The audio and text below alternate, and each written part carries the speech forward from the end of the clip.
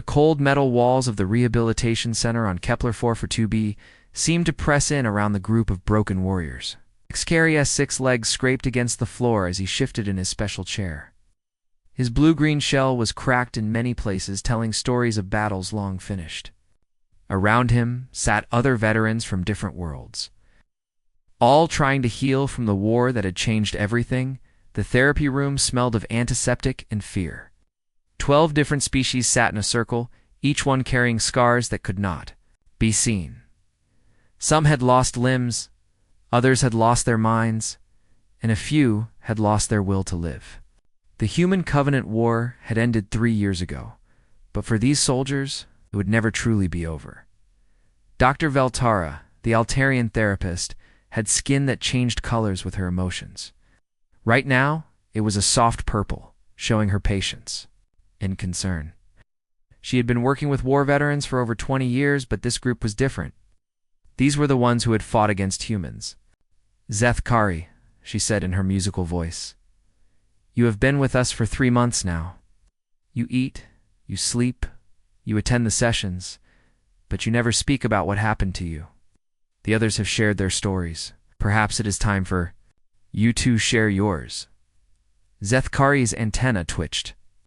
He was from the Zarian system, where his people had ruled over dozens of worlds for thousands of years.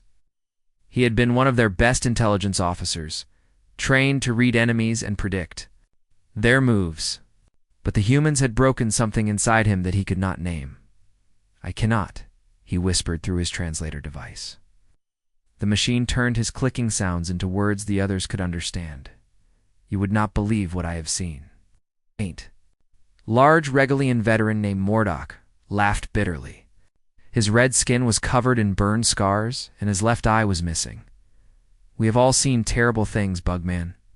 What makes your story so special?" Other veterans nodded. They had heard the stories about humans, how they were small and weak, but somehow dangerous, how they fought with primitive weapons but won impossible battles. Most of them thought the stories were just propaganda, told to make the defeat seem less shameful. "The stories you have heard," Zethkari said slowly, "are not lies. They are not even complete. The truth about humans is much worse than anything you have been told." The room grew quiet. Even the air recycling system seemed to whisper more softly. Zethkari raised his left arm, or what was left of it. Where his hand should have been, there was only twisted metal and scar tissue. The prosthetic was crude, nothing like the advanced technology his people normally used. "This was not done by a human weapon," he said. "This was done by one human soldier using a piece of broken metal in his bare hands. His name was Hyansik. He had been fighting for 18 hours without rest. He had 3 broken ribs and a head injury that should have killed him, but he kept fighting." The other veterans leaned forward. They had all lost body parts in the war, but usually to explosions or energy weapons.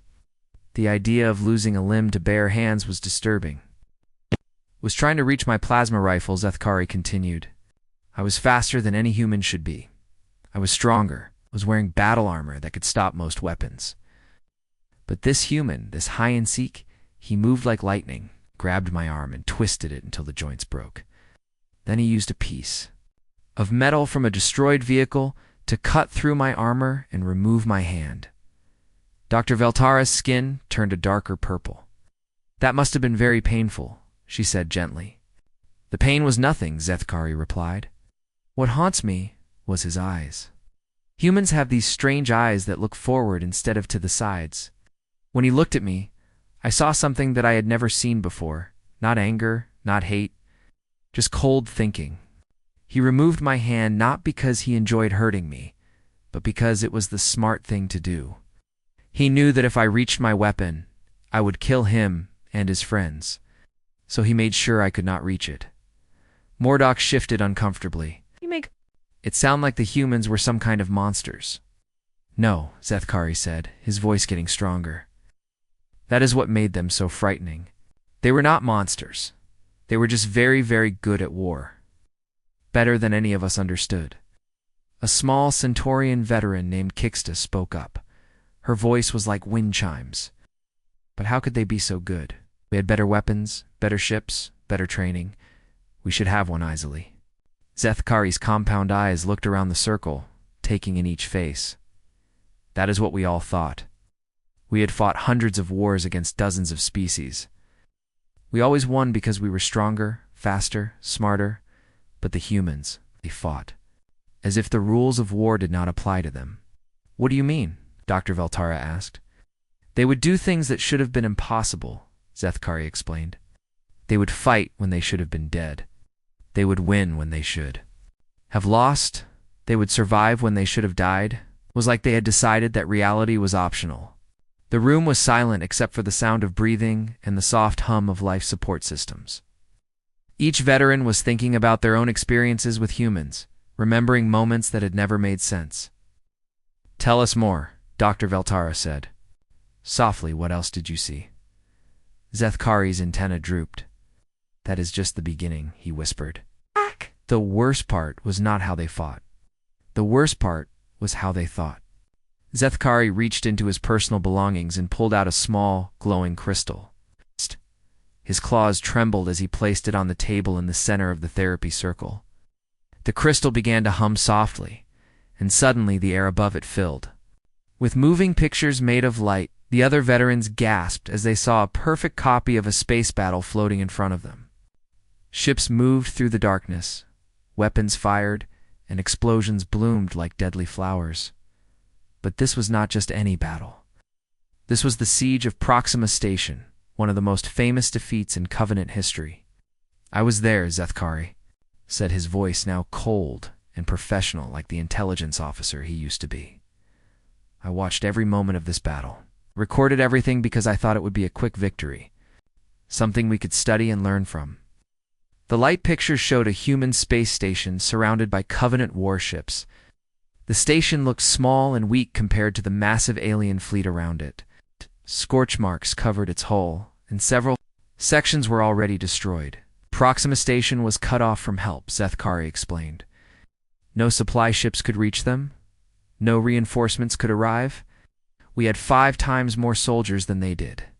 Their defensive weapons were breaking down. Our computers said they would give up in 2 days. Dr. Veltara watched the hologram with interest, but they did not surrender. No, Zethkari clicked his mandibles. They did something impossible instead. The pictures showed time passing. Days turned into weeks. The human station should have been destroyed quickly, but somehow it kept fighting. Even stranger, the humans seemed to be winning. Their commander was a human female named Biora, Zethkari continued. On the first day of fighting, she was badly hurt by an explosion. She should have been in the medical bay, unable to work. Instead, she kept commanding the battle from a stretcher. The hologram zoomed in to show the inside of the station. A human woman with bandages around her head was lying on a medical bed, but her hands were moving constantly. She was talking into several communication devices at once, pointing at maps and giving orders to different groups of soldiers. We listened to her communications, Zethkari said. She was doing 7 different jobs at the same time. She was telling the defenders in the north section how to fight, teaching the engineers in the south how to fix broken weapons, and coordinating with the pilots in the hangar bay.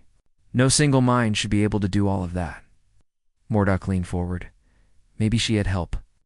Maybe other humans were giving her information. That is what we thought too, Zethkari replied. But we were wrong. She was also teaching her soldiers how to use our own weapons against us. When they captured Covenant equipment, she would figure out how it worked and show others how to use it. She learned in minutes what should have taken weeks. The hologram showed human soldiers doing things that seemed impossible. They took pieces of broken buildings and turned them into traps. When their power systems failed, they used the electrical problems to create new weapons. They made their damaged station into a maze that confused attacking Covenant forces. But the most disturbing thing, Zethkari's voice became very quiet, was how they used their dead friends. The other veterans looked uncomfortable. In most cultures, the dead were treated with respect and ceremony. They were not used as tools for war. When a human soldier died, Zethkari continued, the others would not just mourn, they would think about how their dead friend could still help protect the living. They would put the bodies in places where they would confuse our sensors.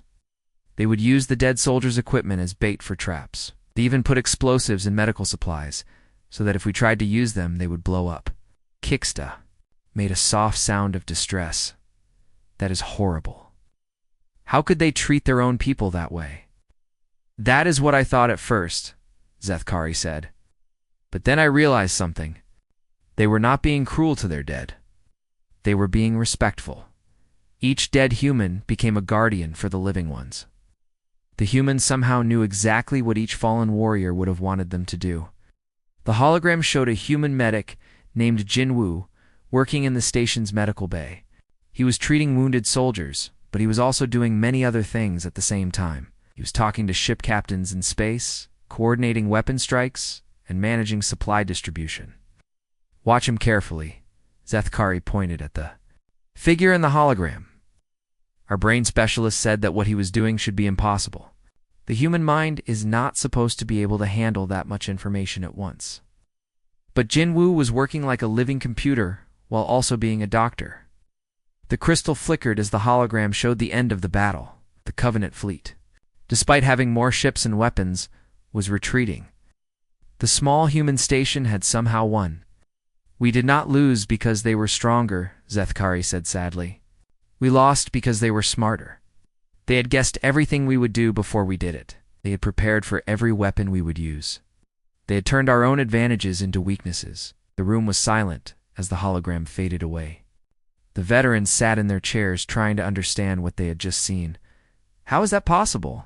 Dr. Veltara asked. How could they predict your actions so well? Zethkari's compound eyes looked around the circle. That is what scared me the most, he whispered. I think they understood us better than we understood ourselves. Dr. Veltara led Zethkari into a smaller room away from the other veterans. The walls were covered with soft padding, and the lights were dimmed to help patients feel calm. She had noticed that some of the other veterans became upset when Zethkari talked about certain parts of the war. This room was private, where he could share secrets without worrying about hurting others. Zethkari pulled out another crystal, this one darker than the first. His claws shook as he activated it, and new holographic images appeared in the air. These were not battle scenes, but recordings of conversations and secret files. The humans did not just fight us with guns and ships, he began, his voice very quiet. They fought us in here. He touched the side of his head where his brain was. They attacked our thoughts, our feelings, our reasons for fighting. The hologram showed what looked like normal radio conversations between human soldiers. Two humans were talking about everyday things, their families back home, what they wanted to do after the war, whether they would live to see their children again. This conversation, Zethkari pointed to one of the recordings, was between two human soldiers named Dongmin and Sujin. Listen to what they are saying. The recording played. Dongmin's voice was tired and sad. I miss my daughter's laugh, he said. She's only 3 years old. I hope she remembers me when I get home.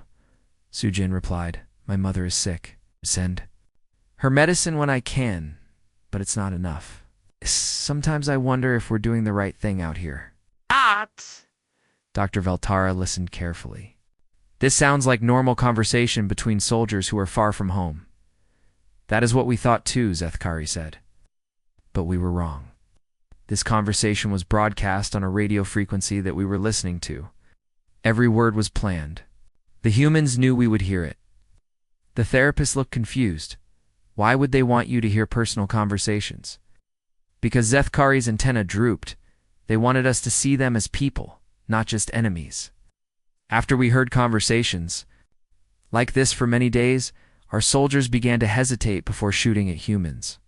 They started thinking about the human families, the human children, the human mothers who were sick. The hologram changed to show another set of files. These were reports from Covenant soldiers who had found supplies left behind by humans. Medical, equipment, food, even books and games translated into alien languages. They would leave gifts for us, Zethkari said, his voice full of confusion. Not traps or poisoned food, but real help. Medicine for our wounded, food for our hungry, entertainment for our bored soldiers. The next image showed a human medic crawling across a battlefield. Explosions were happening all around her, but she kept moving, toward a wounded Covenant soldier who was crying for help. Her name was Yansu. Zethkari continued. She crawled through active fighting to reach one of our wounded soldiers. She used her own medical supplies to treat his injuries. She risked her life to save an enemy. And then she just left. Did not ask for information. She did not demand anything. She just healed him and went back to her own people.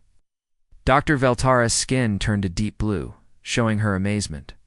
That is very unusual behavior for a soldier. It happened many times, Zethkari said. We started receiving reports from all over the war zone. Humans rescuing our wounded, treating our sick, even sharing their food with our hungry soldiers. We did not understand why they were doing this. The hologram showed testimonies from Covenant prisoners who had been captured by humans. Each one told the same strange story. They had been treated well, fed good food, allowed to talk to their families, and then released without being harmed. Would capture our soldiers, Zethkari explained, and instead of torturing them or killing them, they would talk to them. They would learn their names, ask about their families, and find out why they were fighting. Then they would let them go with a message. The final image showed a video that had been broadcast to every Covenant ship in the fleet. A human commander named Tejo stood next to several recently released Covenant prisoners. The prisoners looked healthy and well-fed. When Tejo spoke, it was in perfect Covenant language. "We know you have families," Tejo said in the recording. "So do we. This war does not have to end with more children losing their parents." The room was silent as the recording ended.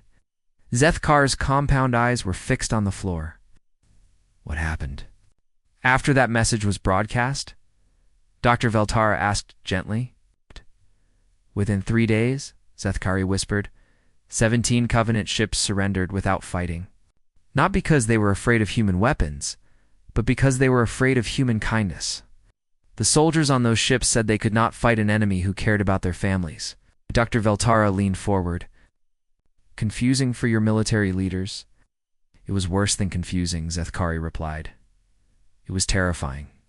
How do you fight an enemy who makes you question why you are fighting at all? How do you hate someone who shows you mercy? How do you kill someone who has just saved your friend's life? The hologram faded away. The impact of what they had seen remained in the room. Dr. Veltara sat quietly, trying to process what she had learned. The humans had weaponized compassion, Zethkari said finally. They had turned kindness into a military strategy. And it was more effective than any bomb or laser they had ever built. Word had spread through the rehabilitation center about Zethkari's sessions. Veterans who had initially been skeptical were now crowding into the therapy room, eager to hear more about the humans who had defeated them. The room had to be expanded twice to accommodate everyone who wanted to listen. Zethkari sat at the front of the room, surrounded by data crystals and holographic displays. He had spent months in the center's archives, studying thousands of battle reports, trying to piece together a puzzle that had haunted him since the war ended. I have been studying the war records, he began, his voice stronger now than it had been in previous sessions. I have read every battle report, every intelligence briefing, every tactical analysis, and I have discovered something that explains why we lost. The room was packed with veterans from dozens of different species. Some sat in chairs, others stood against the walls, and a few hung from the ceiling using specialized equipment. All of them had one thing in common. They had been defeated by humans. The humans have an ability that no other species in the galaxy has ever shown, Zethkari continued. They do not just adapt to what is happening. They adapt to what might happen. They prepare for battles that have not even been planned yet. He activated a holographic display that showed a timeline of the entire war. Colored lines connected different events, showing patterns that were not obvious at first glance. Look at this pattern, he pointed to the display. Every time we developed a new weapon or tactic, the humans already had a countermeasure ready. It's not developed after they saw our new technology, but ready before we even used it. A veteran from the Andromeda sector, a large creature with 4 arms and purple skin, raised one of his hands. How is that possible? Even the best intelligence networks cannot work that fast. That is what I thought too, Zethkari replied. But I was wrong. They were not using intelligence networks. They were using something much more dangerous. Their imagination. The hologram zoomed in on a specific section of the timeline. Our stealth technology was tested in the Vega system, Zethkari explained. It was a secret test. Only our highest-ranking officers knew about it. But before we could use this technology in real combat, human ships started broadcasting signals that made our stealth useless. The room buzzed with confused voices. Several veterans spoke at once, trying to understand what they were hearing. The humans had developed a countermeasure based on physics equations that our own scientists had not yet published. Zethkari continued. They had figured out how our stealth technology worked just by thinking about the theoretical possibilities. Dr. Veltara, who had been taking notes throughout the session, looked up from her tablet. You were saying they guessed correctly about technology they had never seen? Not guessed, Zethkari corrected. Calculated. They used pure logic and scientific theory to figure out what we would do next. The hologram changed to show battlefield footage from various conflicts. Human soldiers were shown adapting to Covenant tactics in real time, changing their strategies within minutes of encountering new threats. Watch this. Zethkari pointed to one section of the footage. When we used energy shields, the humans immediately switched to kinetic weapons, bullets, and missiles instead of lasers. When we upgraded our armor, they started targeting weak points that our own designers had not considered. When we encrypted our communications, they began predicting our movements just by watching how our ships moved. A small, bird-like veteran from the Centauri system chirped a question. How could they predict movements from ship positions? A human engineer named Kyun-Cho once explained it to me, Zethkari said. He said that everything we do follows patterns. Even when we try to be unpredictable, the humans learn to read these patterns like a book. The hologram showed a human engineer working with pieces of a destroyed Covenant ship. Kyun-Ho was examining the debris, making notes, and building something new. This human took broken pieces of our plasma cannon and rebuilt it, Zethkari explained.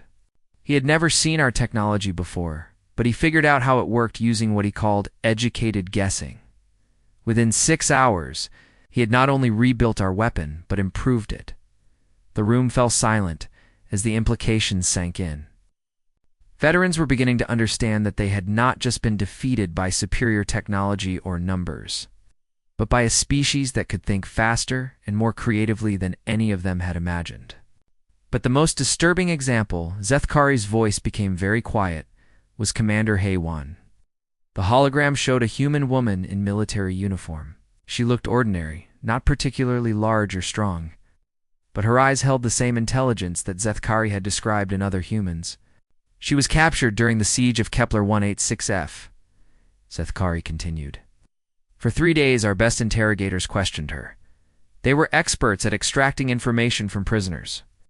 They got what they thought was valuable intelligence about human defensive positions. The timeline showed how that intelligence had been used. Covenant forces had restructured their entire offensive campaign based on the information from Commander Haywan.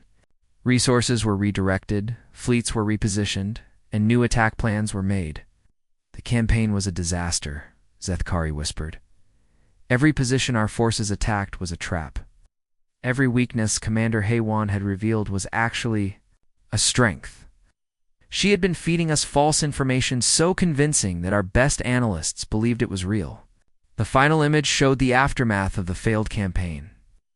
Covenant ships destroyed, soldiers captured, and entire fleets surrendering. She had been tortured for 3 days, Zethkari said, his voice barely audible. Would have broken any of us. But she was not just resisting interrogation. Now she was conducting her own operation, using our cruelty as a weapon against us. The room was completely silent.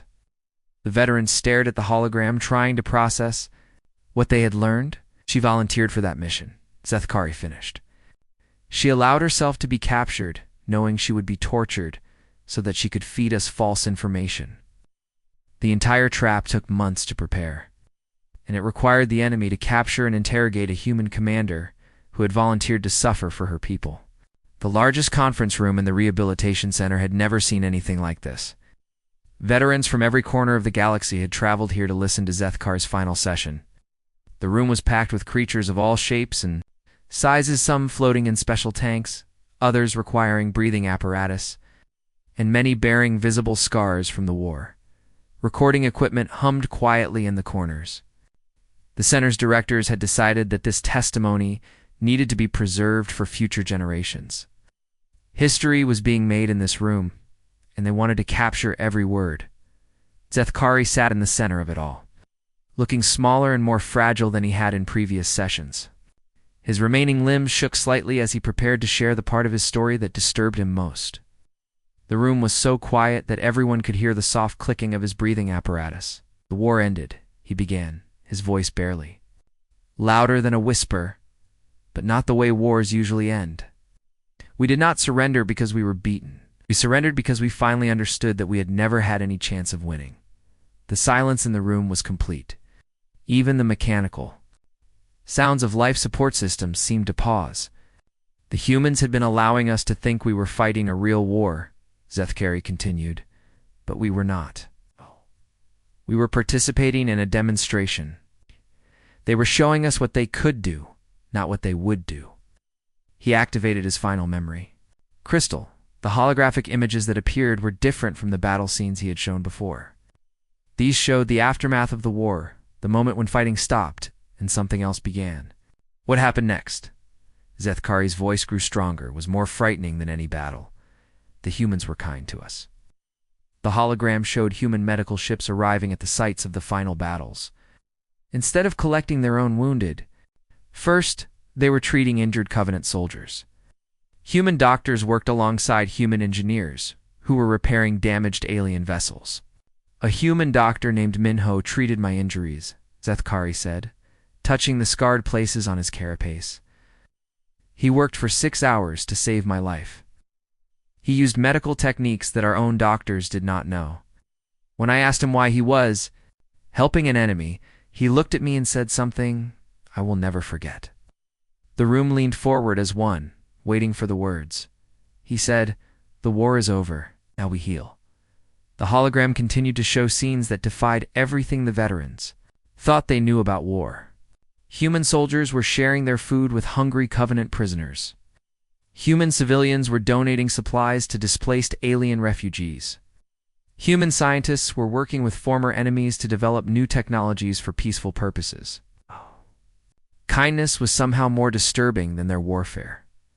Zethkari's voice trembled. It suggested that their violence had been purely strategic, not emotional. They had killed efficiently not because they hated us, but because it was necessary. And when it was no longer necessary, they stopped. Dr. Velterra, who had been quietly taking notes throughout all of these sessions, looked up from her tablet. "How did that make you feel?" Confused, Zethkari replied immediately. "In our culture and in most cultures we know, there is hatred. In war, you fight because you hate your enemy.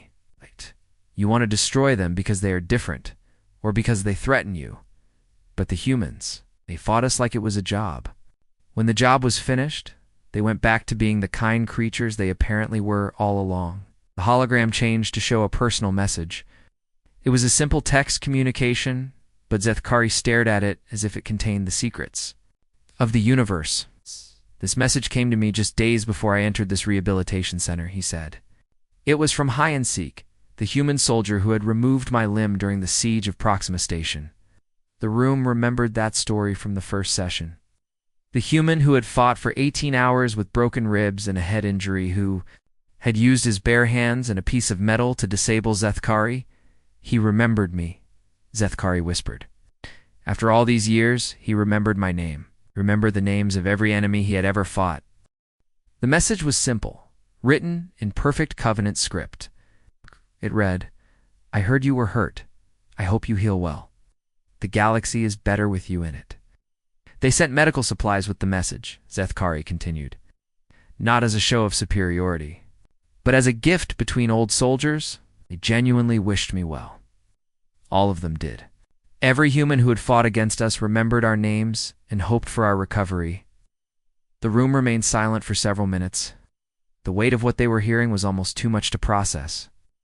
"I volunteered for this therapy not because of trauma from fighting humans," Zethkari said quietly.